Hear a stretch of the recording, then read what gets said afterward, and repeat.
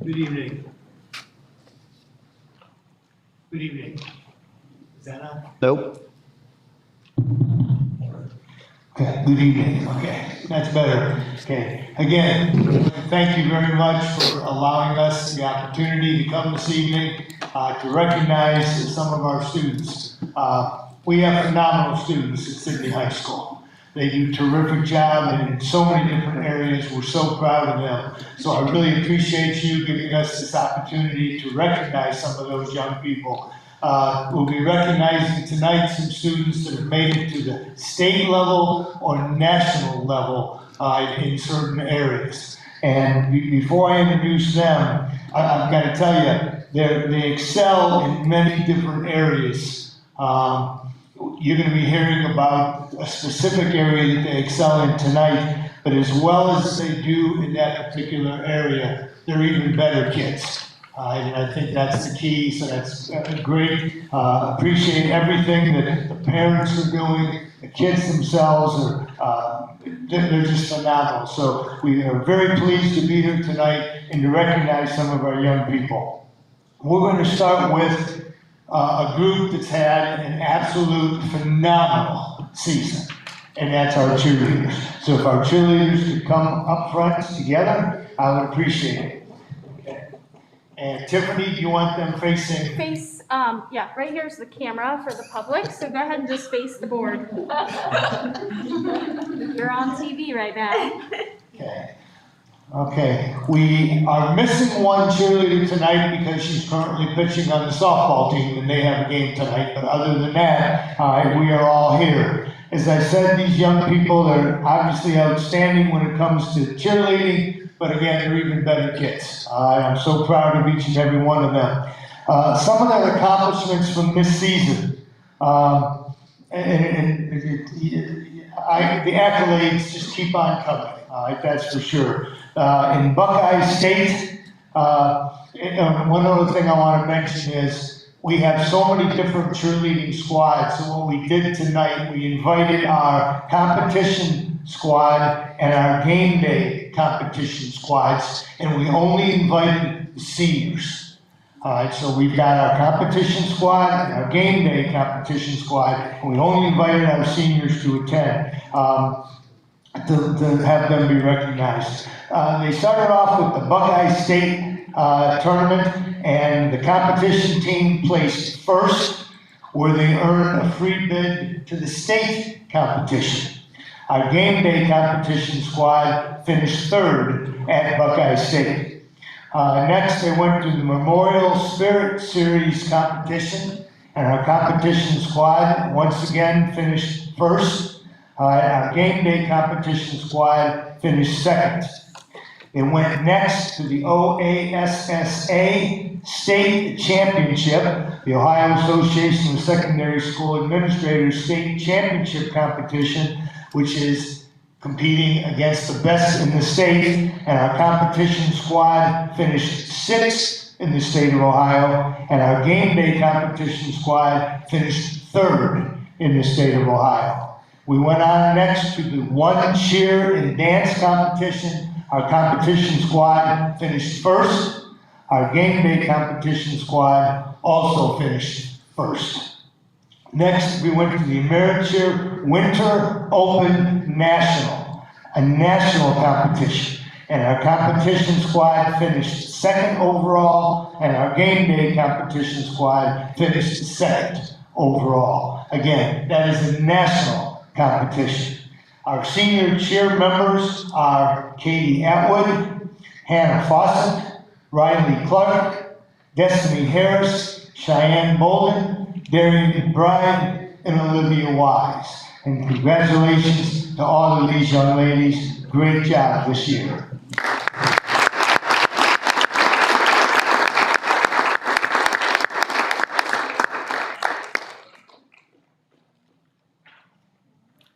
Parents, if you want to come up front and get a picture, certainly may. Please do.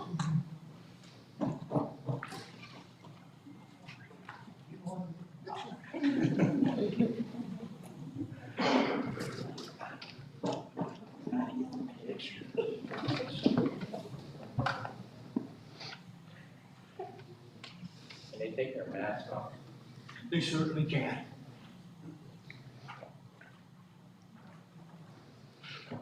Thank you. We are so proud of these young ladies and all their accomplishments in the classroom and in cheerleading, and just for being the fine young people that they are.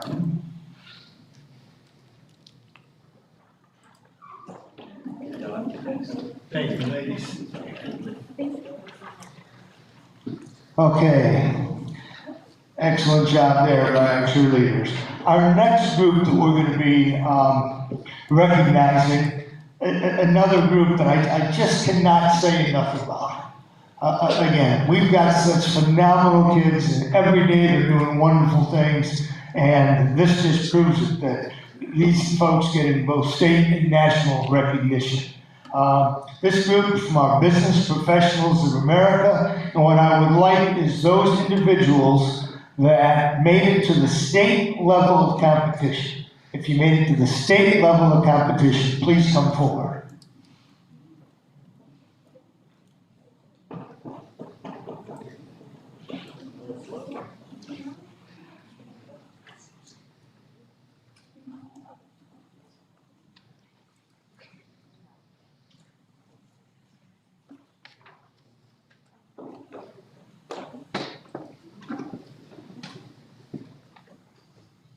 Two steps here.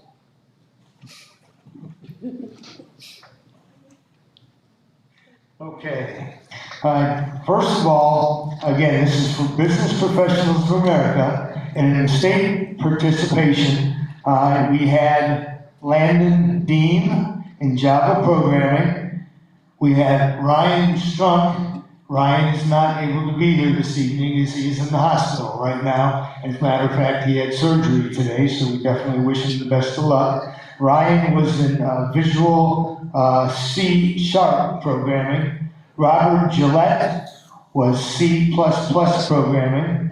Cheyenne Bolden in Visual C# programming. Medina Najee in banking and finance.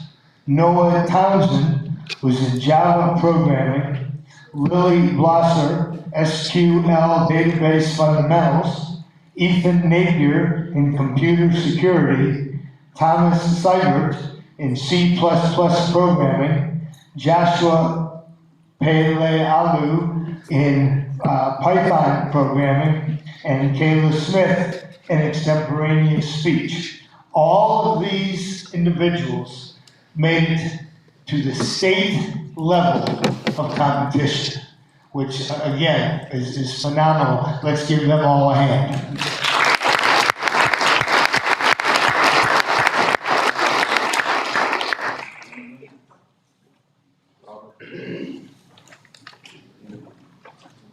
And I'm going to have them turn around in just a moment, and parents, if you want to come and get pictures, you certainly can.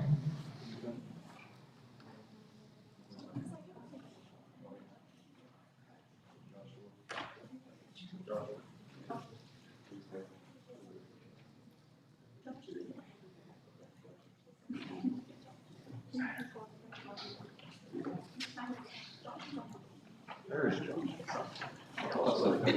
Take turn around, picture with the family. Sorry. Kayla, right? Sorry. Don't go running away.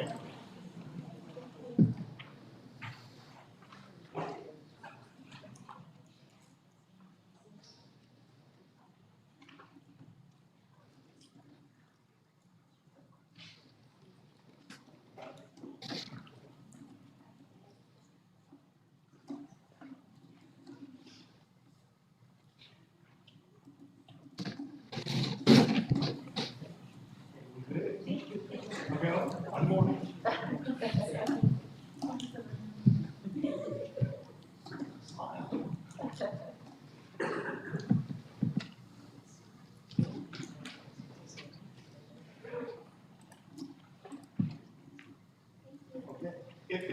If all of you would just have a seat in the first row.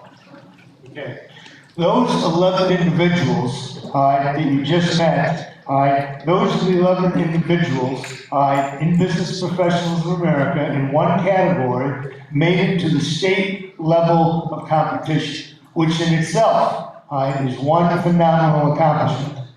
We had 5 individuals, of those 11, that not only made it to the state level of competition, but they made it to the national level of competition. If those 5 could just stand up front now. Okay. Going up. There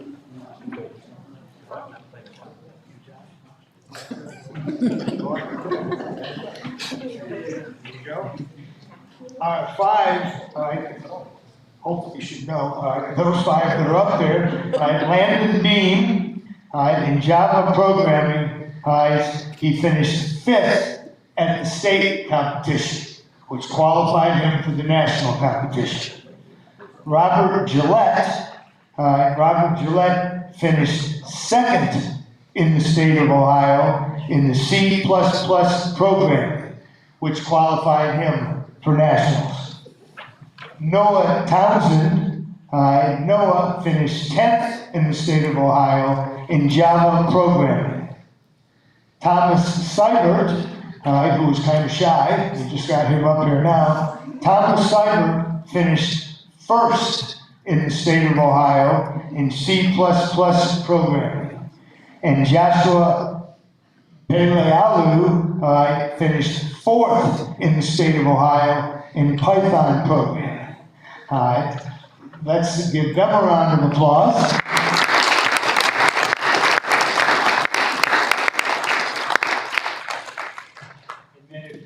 If you would, then you can turn around, and parents, if you want to come and get more pictures, you certainly can.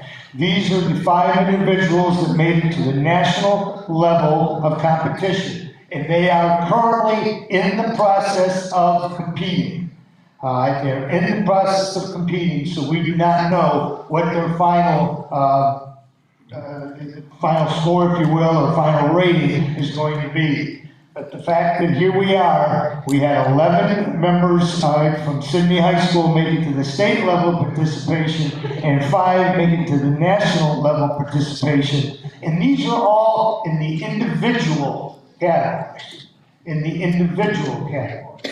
Okay? Nobody else taking pictures? Okay, gentlemen, if you would, have a seat right there. And at this time, I would like our 2 teams, our web application team and our software engineering team, to go up front. Okay. We started off with, and again, I get chills when I think about this. We recognized 11 individuals that made it to the state level of competition. Then we recognized 5, and these are the individual competitions. Then we had 5 individuals that made it to the national level of competition, with some of our students finishing 1st and 2nd and 4th and 5th in the state of Ohio, which is a remarkable accomplishment as it is. These individuals that you see in front of you are web application team, of which there are 2 members, Josh Pelealu and Ryan Strunk. Ryan's not with us this evening because, as I said, Ryan's in the hospital. And our software engineering team, Lily Glosser, Cheyenne Bolden, Thomas Seibert, and Cassandra Trudeau. Those 2 teams not only made it to the national level of competition, but they finished in the top 10 in the United States at the national level of competition. Let's give them a round of applause.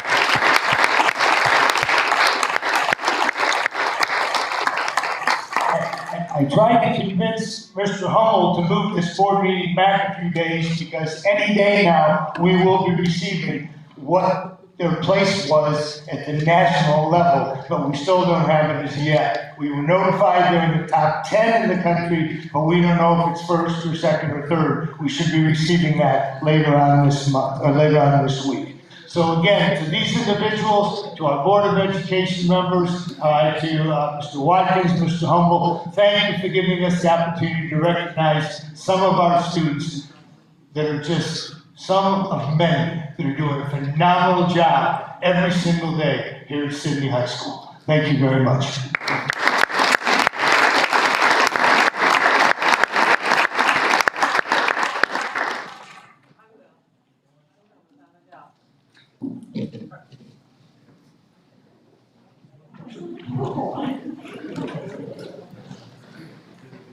Once again, Denny, you're doing an excellent job. Thank you so much for all you do. No, thank you very much. Like I said last month, this is my pleasure. We're the best job in town. We get to work with these young people, their parents, everything. It's just, it couldn't be any better. And I hope you don't mind, but I did promise them that after they were done being recognized, they did not have to stay for the rest of the meetings. So thank you. Thanks, Dennis.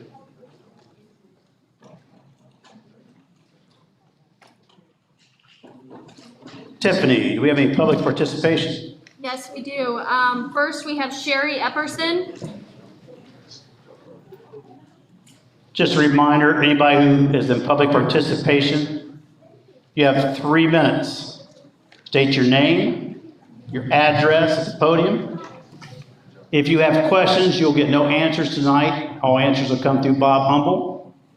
Be respectful when you're up on the podium. And when you're done with the public participation, I'm going to have Chief Balling of the Sidney Police Department come up and give a little speech on a couple things. Then Mr. Humble will speak after that. Understood? As soon as you state your name, you're on. I'll give you a 10-second warning when you're about to be done. Okay? My name is Sherry Epperson. I live in Sidney. Hang on, Sherry, let me make sure your mic is on. Please. Do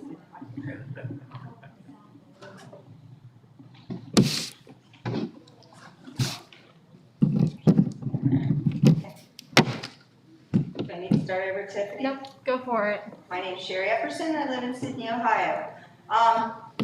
I have been asked by some seniors that were at the senior center, and Mr. Humble was there answering their questions supposedly, and some of the questions did not get answered or back to. The first question is, when putting a levy on the ballot, how much money must be paid each time that it goes on the ballot?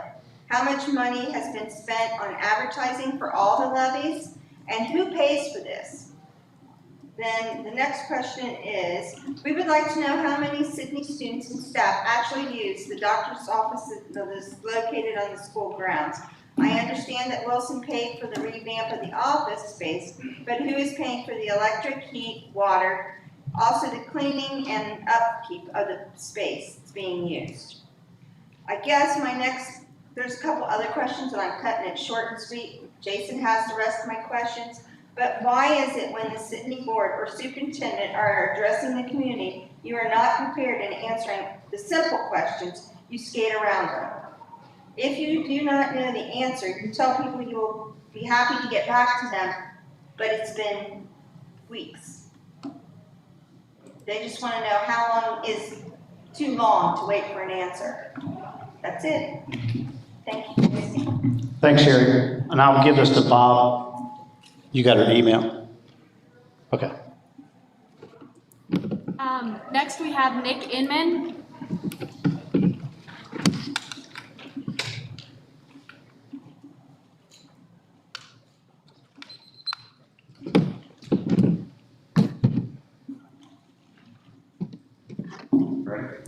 Nick, if you want to take your mask off so we can hear you. And speak in the mic, just to give your name and then where you lived. Hello, my name is Nick Inman. I live here in Sidney on 4 Acre Avenue. Ready? Go ahead and get my. Go ahead. Okay. Hello, my name is Nick Inman. I am a resident here in Sidney and Shelby County. I am concerned over our current leadership from the board to the superintendent. I believe there has been flaws in our school system, and I have an issue with bullying or bullies ranging from Sidney City school staff to the student body. I feel as the school caters to certain people, catering to certain students and forgetting about others. I believe that there is a situation with the teaching cuts that were made that has affected the students. I've heard of multiple suicide attempts, and we're all familiar with what happened with Matthew. I asked myself, could this have been prevented if the cuts were not made? I know there has been turbulence within the school board, superintendent, and administrators. This concerns me. It concerns me when the board does not listen to the administrative recommendations and or just shoot them down. I have been real concerned about the kids and their safety, and I think that the parents and the people of this community share the same feeling. If Sidney City Schools wants to pass this levy, then I feel they should be more transparent in how they approach the issue. I would like to see Sidney City Schools thrive with excellence. However, in order to get there, it has to start at the top and work itself down. I feel the past superintendent was forced out of his position after people with an agenda ran to get him out. Sidney Board of Education member Mandy Croft was a teacher at Sidney City Schools when John Shue was in there, and Mandy did not support the guns at Sidney City Schools. This was an issue she had with the former superintendent. Sidney City School Board member Jason Schopner also worked for Houston District when John Shue was also worked out there. So I wonder what Jason's issue was with the past superintendent. Was it because he felt that he was double dipping? Were the board members mad here in Sidney because he was working 2 districts? Our past superintendent was good with open enrollment. Where is the open enrollment under the current superintendent? Why do people keep pulling their kids out of Sidney and going to surrounding school districts? I believe this is all taking place because there is a lack of accountability for leadership. I heard stories of nepotism on both sides, and I also heard conflicts on both sides. I believe this has trickled down to the students, and they are the ones facing repercussions from a school system that is divided. So, could this issue with math have been prevented under certain leadership? We will really never know the answer, but I would like to think that it has. I understand there's a lot of issues at home, and the school is not the parent, but it comes to the kids and their job and their responsibilities when those kids are under their care. There should not be no bullying, there should not be no suicide attempts, especially children. My question to you guys, would you be willing to put everything aside and put these kids first instead of the paycheck? In my opinion, 90% of the Sidney school staff is great, extraordinary teachers, but then you have 10% of them that's there just for the paycheck, allowing certain types of behavior that is leading up to bullying. No teacher should be disciplined or belittled by a student or class, especially somebody with a disability that has a behavior like bullying for kids. Thank you. Can I have your copy? Can I get a copy of that? Also, I will answer one of your questions about me on here. I was not on the Hardin House School Board when John Shue was the superintendent, just so you know.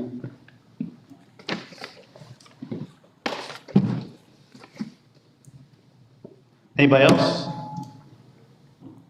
Stephanie? Yes, I'm sorry.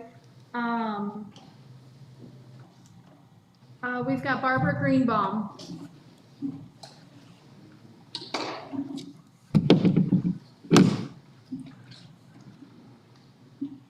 Barbara, let's give your name, your address, and you have 3 minutes after you get that.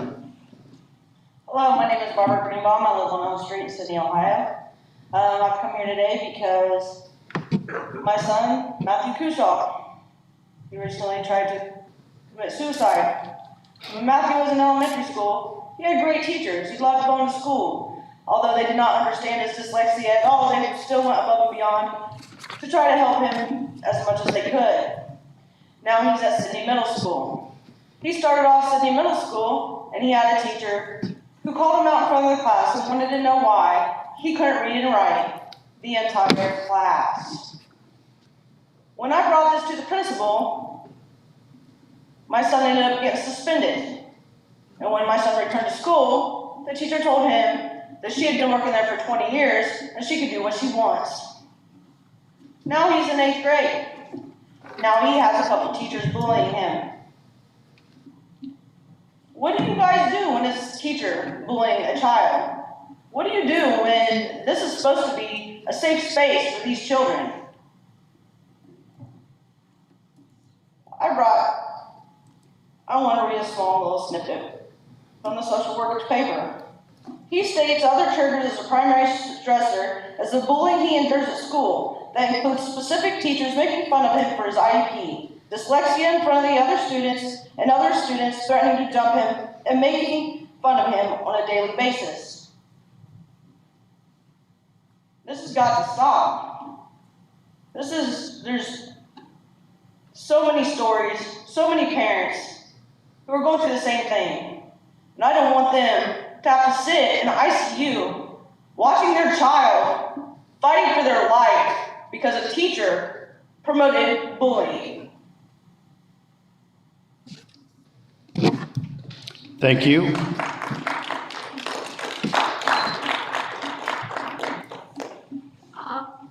Excuse me. Lastly, we have David Yates. David?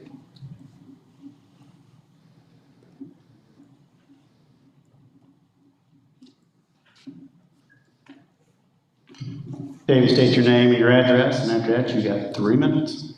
Yeah, I'm David Yates, and I'm from 554 South Walnut Street, here in Sidney. I have a question, and I'd like to write it down, I'd like to answer to it. As far as the zero tolerance policy, my understanding is that if two students have conflict, that if one student was to defend himself, that student would be punished as well for self-defense. I understand there's bullies out there, but I understand that sometimes people need to stand for themselves, and I think we need to have a policy as you have your bullies with aggressive offense and people that stand up for themselves with defensive protection, trying to protect themselves, should not be punished. And investigations need to be done in these categories rather than students, whether on the offensive side or the defensive side, are both punished in that category. Now, my children are raised. I've dealt with a couple different issues with my children. I'm going to address them both real quick. My daughter was sitting on a bus one time, and she was inappropriately grabbed by a male student. Okay. She had brought that to the attention of the bus driver just years ago, so I'm not putting any names, I'm not going to bring names by anything. It never got addressed. You know, the bus driver was supposed to bring that to the faculty and what was going on. Okay? It happened again, and I taught my kids to defend themselves. He grabbed her again inappropriately, and she slapped him. You know who got punished? My daughter got punished. My daughter got punished. So we need to look at that zero tolerance policy. I don't know whether it comes from the federal government or the state, but it needs to go. We got a lot of broken families out there who don't have fathers, so these mothers don't teach their kids self-defense. Kids have a right to self-defense. Now, in these schools, I do believe that we need to teach these children that it's a great thing to stand up against bullies. We got wrestlers, we got football players, and we can create people who say, hey, you're not doing that. You're not doing that, and stand up. There'll be heroes in front of the rest of the students, rather than if something would happen, that everybody wants to ag it on, and cheer it on, because they want to see a big fight. Okay? We need to change that whole narrative, and it's not being done. And I'm going to bring another example of my son, which was sheriff's department now. Military veteran, as his father is. All right? Now, my son, when he was in Central Elementary before it closed down, years ago, okay? They have all these programs, and I don't stay at one. I stay a lot on state politics and federal politics. Yeah, I got 10 seconds. Yep. Well, he had a group assignment, assigned a group, doing group work, okay? And out of that group work, it was my son that failed. He did not get his part done, okay? And the rest of the group found out about it. The group was punished because of the grade, okay? And it was my son's fault. Now, nobody picked on him other than verbal stuff and stuff like that. That's where it all starts. And that's central. So we need to watch how we handle these group programs, because it creates bullying. It creates bullying. I'm done. But I hope you take those things into consideration. These were years ago, and I'm sure it still happens today. Thank you, Dave. Tiffany? I believe that's all. Hold on, Tiffany, don't take it. My God. Chief? Asked Chief Ballin here tonight to maybe go over a few things that the city police department and the city schools can do to prevent such actions as we've had in the past few weeks. And Chief is going to give us a rundown what his ideas are. Thank you, members of the Board of Education, Mr. Humble. People in attendance, obviously everyone knows that bullying is not a new condition. As the gentleman before me just stated, it's been going on for many, many years. Bullying is a societal issue. It's not involving just students. It's involving it's involving young adults, it's involving parents. Social media has created a different dynamic than we've ever seen before. There's bullying on social dynamics. We've seen it recently. People on websites calling for people's jobs. People on websites calling for people to act like adults, yet not acting like adults themselves. So one thing I think we need to do is we need to work together as a community. As your plan is to bring people from what the school has indicated to me, wanting to bring a group of individuals from prosecutors, police, to deputies, to students, to talk about these issues, to form a board, to form a special action committee, because it's not going to be solved overnight. This has been going on since I was young. Getting in fights in school is nothing new, but how it's treated is something we have to all be concerned. But it definitely is not, unfortunately, just your issue. It's a society issue where we as parents, we as human beings need to create that issue. From the police department, we would like to be involved. Obviously, over the unfortunate situation, we're still investigating that, trying to talk with people, trying to find the root of the problem and present it to the juvenile prosecutor if need be. But we're not there yet. So we don't want to make any statements about that until we find the truth. The bullying after school and the mutual fighting that's going on and being videotaped has to be stopped. But I need your help. The police department and the sheriff department can't stop that alone. Until we talk to our kids, until the teachers talk to their classes, until we talk to each other, there's no way to stop the fighting because we can't be in every location. This has to be a group effort, and it's not just a one individual to blame. It's not a one group to blame. This has to be overcome. So, in general, circling back around, we want to work with you and the sheriff's department and the school resource officers and the deputies in the school to do what we can to provide advice, to provide the security with the deputies inside the school that's here so people feel they can come up to them and talk to them, to help educate the teachers. But again, we need to educate ourselves as human beings, to act with care and compassion. Muhammad Ali said one time, compassion is the greatest fighter, and we've lost that skill to be compassionate. So for everybody in this room, let's work together and not against each other, and we're willing to do that. Thank you, Chief. Let me ask you one question, because I'm sure it's on people's mind. What's the possibility of having a police officer down on Fair Road? Obviously, that stretch of Fair Road from the school through the fairgrounds right there is a problem. It's not school property, but could we get an officer there right around time for let out? We can try to have more officers in the presence, but I'll also tell you that won't solve your problem. We're being honest here, because as soon as I put an officer on Fair Road, what will kids do? They'll travel to the side street and they'll fight. Right. They'll travel down to the parks. Probably 6 or 7 years ago, we had problems in the parks where kids would go after school and they would have fights. They would set up and videotape them. This is probably 6, 7 years ago, give or take. And every time we went to a park, we'd find that park empty, but they've gone on to another. So we'll have extra patrol, but again, it's not just going to be an isolated incident where we have to control. This has to start at home with parents talking to their kids. This has to talk about not the people in the fights, but the people videotaping and posting and making celebrities about these individuals. Instead of making celebrities, let's make it stop and be the heroes that the one gentleman said. Let's incorporate everybody to report it, and call in, instead of videotaping and fighting, to call administration, to schools, to deputies, so we can put a stop to it, to report who is fighting, and that's the way to solve it. is not putting a guy on Fair Road or putting an officer in a certain location. It again is teaching that culture of accountability where our students become the heroes, our teachers become the heroes, and parents become parents. And that's how we stop it. It's not just by having more officers and more security. It's about creating a culture of safety. Thank you, I appreciate it. Bob? I just wanted to talk about the new student wellness task force that we're putting together. We've had quite a really good response since we posted that information out, and we're just very pleased with that. We have about 27 community members that are interested in serving on the student wellness task force, including 2 current students. We have a handful that have experience in mental health and counseling. And those interested are split between parents, community members, and some with no direct connection to Sidney City Schools, but just want to reach out and help.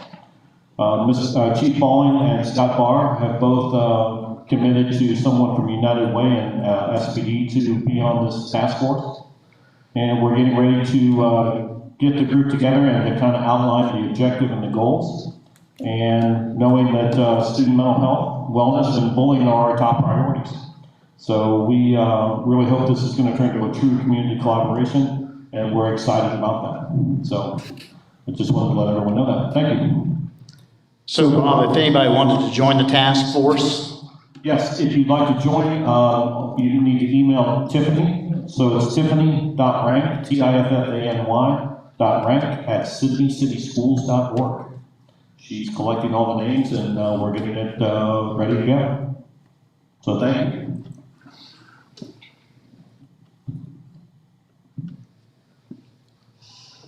Okay, Can I say something?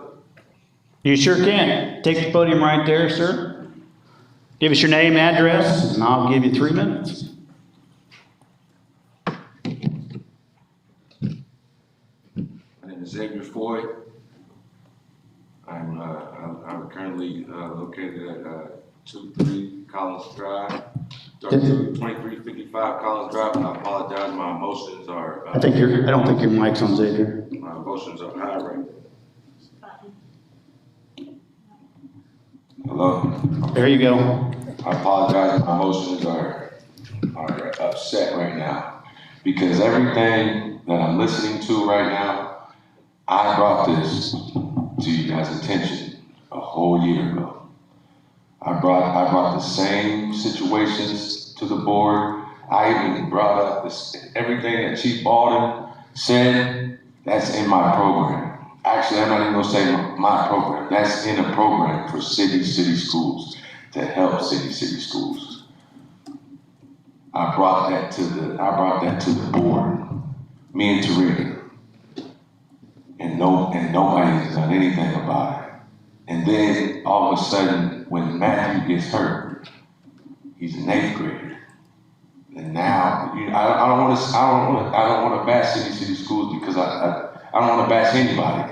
Okay, yes, we dropped the ball then, but now it's time to pick it up. Everything that's being said, everything that Chief Baldwin said, we should have been doing that. We should have been trying to get this stuff together just in case it happens, because it happens here. Yes, we have great students, and this is a great place to be, but there's bad things that happen. And we have to bring awareness to this community. That is the biggest thing. Everything that Chief Baldwin said, that's in the program. It's in the program. The community. Everybody's learning this stuff from home, just like he said, off the internet, the computer, any type of technology. That's where it's being learned from, and we have to try to break this stuff down because it's getting worse every day. And it's hard to sit back there and listen. I try to let it go. But it's hard when my team came up with a program that is so magnificent that it can change this community beyond measure, and nobody's listening. Don't get me wrong, I don't want to discredit anybody, but this has been brought to your attention a whole year ago. Now it's time to act. That's in the program. When you pick up the program again and you look at it, it says it's time to act. We can sit here and talk about it as much as we want, but until we act on it, nothing will change. Thank you. Thank you, Xavier. Hey, Xavier, you still have that program? Yes, Can you email that to me? yes. I appreciate it. No problem. Yes, If you want to give it to Tiffany, she's got my email, and it'll go right to me for the school. All right. All right, appreciate it, man. Actually, Mr. Porter, Yes, sir. did you just volunteer for the committee? Yes, sir. Thank you. He's already on the list.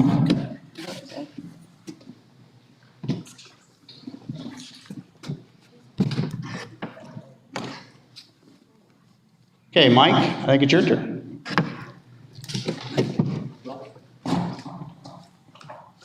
Actually, I think we have the next thing is the first reading of the new and revised policies.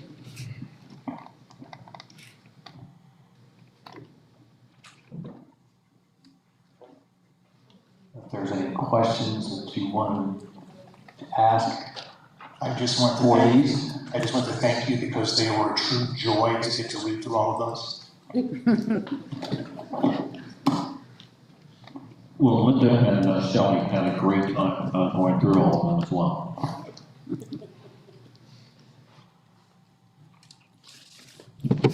No, Mike, I didn't go through them. I can see that question on your eyes right there. So we will move on then to the treasurer's report. And the first item are the minutes, financial reports, and invoices paid. Get to it there, thank you. So I'd like to request a motion to approve those minutes, financial reports, and invoices paid as presented. Seconded. Moved in second. Michelle and Bob?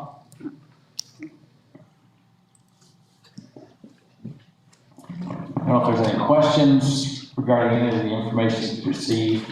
This will be a very brief review of our financial narrative. We are 3/4 of the way through the fiscal year. On the revenue side, each of our items performing better than projected at this point in the year. And I don't anticipate anything that should change that. 3 months remaining.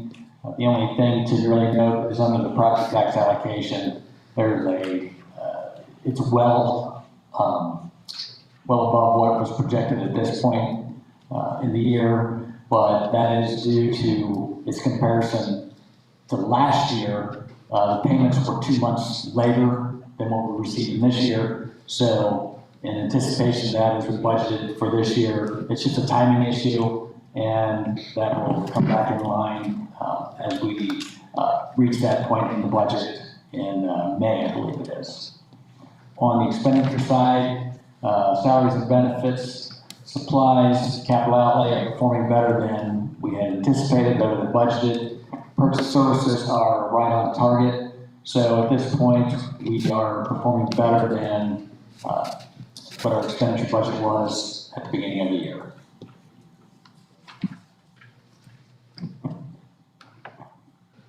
Any other discussion? Hearing none, you want to call roll? Meyer. Yes. Smith. Yes. Croft. Yes. Lott. Yes. Schaffner. Yep. Motion carries. The next item is our transportation coordinator salary schedule. I'd like to request a motion to approve the transportation coordinator salary schedule to be in the range, salary range to be $23.50 to $33 per hour, beginning with the fiscal year 2022. So moved. Motion moved by Mandy, second? Second. Michelle? Any discussion? You want to tell what the transportation coordinator will do with their job highlights? Oh, right. Well, they are in charge of all the transportation requirements for the school district, daily bus routes, supervising all of the bus drivers, ensuring that all bus drivers receive their correct training annually, that all certifications are up to date, that all the buses receiving the proper inspection, maintenance and so forth. Basically, any transportation related function is a responsibility of the transportation coordinator. And he also has to carry a CDL.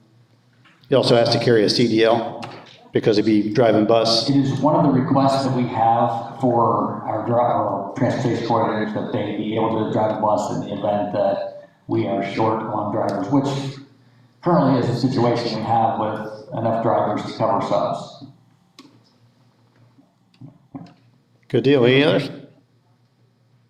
Hearing none, you want to call roll? Croft. Yes. Lott. Yes. Leininger. Yes. Smith. Yes. Schaffner. Yep. Motion carries. Next item are amended appropriations. Would like to request a motion to approve the following amended appropriations for fiscal year 2021. Termination Benefits Fund, Fund 035 for $30,000. Other state grants, Fund 499, $17,123.67. This is part of the Ohio School Safety Grant for 2021. Have a motion? So moved. Bob, second? Yes. Linda? Any discussion? Hearing none, you want to call roll? Smith. Yes. Meininger. Yes. Croft. Yes. Lott. Yes. Schaffner. Yep. Motion carries.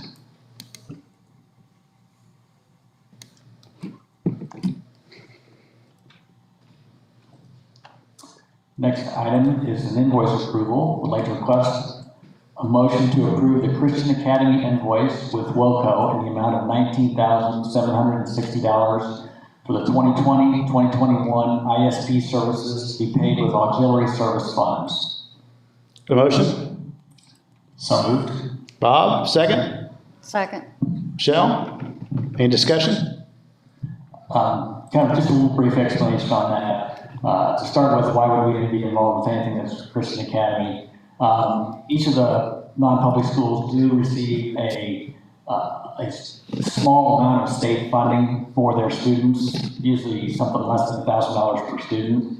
But in order to receive those funds, we are the custodian of those funds for the non-public schools that go through the public school district in which they are residents. And in this case, and as a matter of practice, they send all the requisitions to us. We manage that whole process. And at the beginning of the year, when they had an agreement contracted for these services, they had neglected to put the requisition in. So when we received the invoice for those services, we didn't have a PO to pay against it. And because of the dollar amount, it's over $10,000 requires board approval. So it's pretty much a housekeeping issue. They have more than sufficient funds in their auxiliary service fund. Mike, I have a question. When I was teaching, I know we provided Title I services to Holy Angels. Correct. And school psychologists and learning disabilities. Do we do that for the Christian school? Yes, those services are available. Actually, Title I services are available. There is some funding through Title IV. Some IDEA monies that are available to the non-public schools that we are the custodian and help manage those funds also. So do we have an employee that goes to the Christian school that's on our payroll? Currently there is one employee that's contracted by the Christian school that is a city employee, yes. Any other discussion? Roll call? Smith. Yes. Lott. Yes. Meininger. Yes. Croft. Yes. Schaffner. Yep. Motion carries. Item E is cloud backup service. I'd like to request a motion to approve entering into an agreement for cloud backup services with Vartech at a cost of $11,116.67 for the period April 15, 2021 to June 30, 2022. The motion? I'll second. Linda, second? I'll second. Michelle, any discussion? Hearing none. I'll call roll. Meininger. Yes. Lot? Yes. Smith? Yes. Croft? Yes. Schaffner? Yep. Motion carries.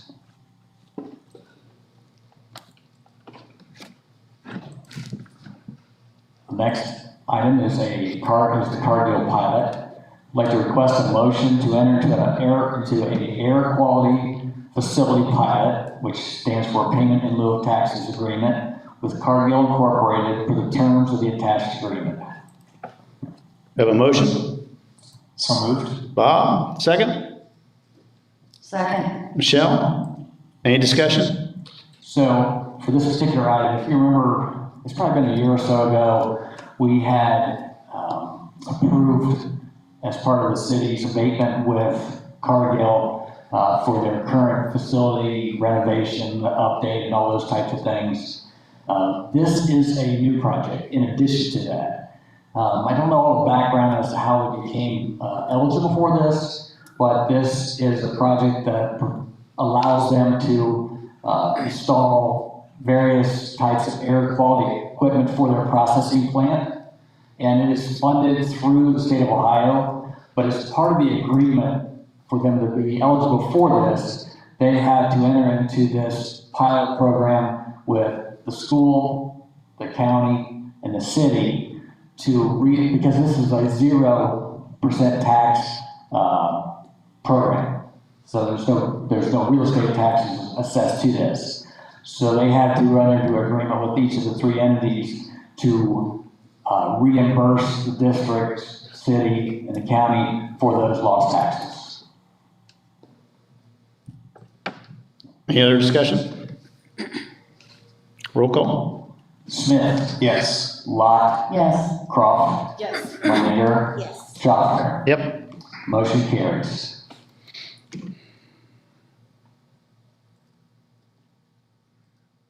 And the last item is the Sidney High School HVAC project. I'd like to request a motion to enter into an agreement with Train US Incorporated for the installation of new equipment at Sidney High School that will provide improved filtration, ventilation, humidity control, and air conditioning at a cost of up to $1,955,396. This project complies with the state procurement laws, the federal uniform guidance, and qualifies for usage of ESSER funds as the federal legislation specifically permits the use of ESSER for testing, repairing, and upgrading projects to improve air quality in school buildings. You have a motion? So moved. Mandy, second? I'll second. Linda, any discussion? This project will be done by using round 2 of the ESSER funds that we'll be receiving. And if you kind of remember with all that, there is a restriction on how you can use these funds. And part of it is to improve the air quality, the filtration, those things to keep your buildings clean. You know, this is a very COVID-related project for any future potential pandemic situations, preparations for those types of things. We are doing this through it's a consortium. Omni Partners is the name of the consortium. We have been part of this consortium since 2011. So, and it works much like our EPC, if you recall how we buy buses, that it's a kind of a one source vendor. And the beauty of that is they do all the work behind the scenes. They do all the bidding, secure the contractors and so forth. Train is their authorized representative to do that. But this is a fully bid project. So there's equal opportunity for all vendors to participate in this project. How soon will this be completed? Well, the ESSER 2 funds don't become available until July 1st. So planning and all those types of things are going on. I'm trying to remember, you remember the scope and the timing of this, because I missed the last meeting. Yes, so the timing is that if they can get once we approve it tonight, they'll start internal stuff and training as soon as thereafter as possible, and they'll actually start get the engineering done and everything that needs to be started in May. The project is substantial completion is supposed to be by August 18th. Barring any unforeseen circumstances. And just to make sure I'm clear on this, does not cost our school district, our general fund. This is all federal money that was given out in the CARES Act 2 process. That, again, as Mike said, can only be used for specific things. We cannot use it for operating expenses. So we felt that this was a good way of being able to use this money. There's some of the other things that we're doing stuff with technology that are also part of that as well. Will it also go to any of the other schools? Will there be any money later that can go to any? So there's a possibility in the ESSER 3 money that we have not seen what that dollar amount is yet, nor have we seen the rules that go along with that. But that is a very good possibility that we may be able to expand that to the other buildings as well. But this number, this figure, will cover everything. Yes. Yep. And while this is COVID related, it does support directly our educational goals, because during flu season, this is going to pay for itself even when COVID is no longer the problem that it is today. Absolutely correct. Very good point. Any other discussion? Want to call roll? Croft. Yes. Meininger. Yes. Smith. Yes. Lot. Yes. Schopper. Yep. Motion carries. Superintendent's report? Okay, I'd like to request a motion to approve the personnel items as presented pending proper certification and paperwork, please. Have a motion? So moved. Shell, second? Second. Linda? Any discussion? Hearing none, you want to call roll? Lot. Yes. Meininger. Yes. Smith. Yes. Croft. Yes. Schopper. Yep. Motion carries. Next, I'd like to request a motion to approve paper pencil testing for third grade ELA for the state test for the 21-22 school year. Have a motion? So moved. Bob, second. Seconded. Mandy. Any discussion? Reasoning. The reason is just that the third graders, it's really difficult for them to do it on the computer because they haven't had enough computer training yet to be able to do that, and the state has opted to allow districts to do that, and we just feel like that's the best way for our kids to be able to do it. Maybe I ought to put on like a PS5. They'd know how to do it then. Well, that's true, yeah. If it was on an iPhone or PS5. Well, exactly. Yeah, PS5, they'd have it right now. Yeah, it's a little different on a Chromebook. Yeah. Any other discussion? Roll call? Smith. Yes. Croft. Yes. Lot. Yes. Meininger. Yes. Schopper. Yep. Motion carries. And next, I'd like to request a motion to approve the 2021-22 Latchkey Parent Student Handbook as attached. Have a motion? I'll still move. Linda, second. I'll second. Shell. Any discussion? Did you find out if the changes were only the ones that were in the red font? Yeah, and a couple of them were just changes and a couple of them were just more emphasis. And do you foresee any pushback on the $1 per minute late clause? I would say that we will be fairly lenient with that as much as we possibly can, taking into circumstances for each incident. Thank you. Mike, you want to call roll? Meininger. Yes. Lot. Yes. Croft. Yes. Smith. Yes. Schopper. Yep. Motion carries. Move on to legislation report. Okay, I think I'm up. The first one is House Bill 67. This bill's been on my report for the last few months, and it was signed into law by Governor Mike Lyon on March 20th. The bill does the following. Exempts public and charter nonprofit schools from administering the state-required American History end-of-course exam for the 2020-2021 school year. for the 2020-2021 school year permits an 11th or 12th grade student who takes or retakes an course exam to use the final course grade in a course associated with the exam in lieu of a score on that exam to satisfy conditions for high school diploma. Permits school districts to grant a high school diploma in the 2020-2021 school year to any student on track to graduate and for whom the principal, in consultation with teachers and counselors, determines the successfully completed the high school curriculum or individualized education program. Permits a district that has previously adopted a resolution to exceed the state minimum high school curriculum requirements to just meet the minimum. Provides an alternative pathway to graduation for this school year, I'm tired of saying 2020, 2021, by permitting a student to qualify for a high school diploma by both successfully completing the curriculum requirements and earning the Ohio Means Jobs Readiness Seal. Exempts parents of homeschooled students from the requirement to submit an academic assessment record for the school year as a condition of allowing the student to continue receiving home instruction in the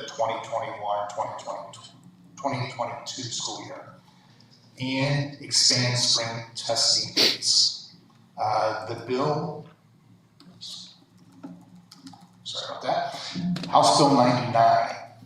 This bill expressly exempts the requirement that peace officer basic training be obtained by certain employees whom a Board of Education authorizes to be armed in a school safety zone and requires that the employee meets or exceeds the training requirements for a concealed handgun license to be eligible.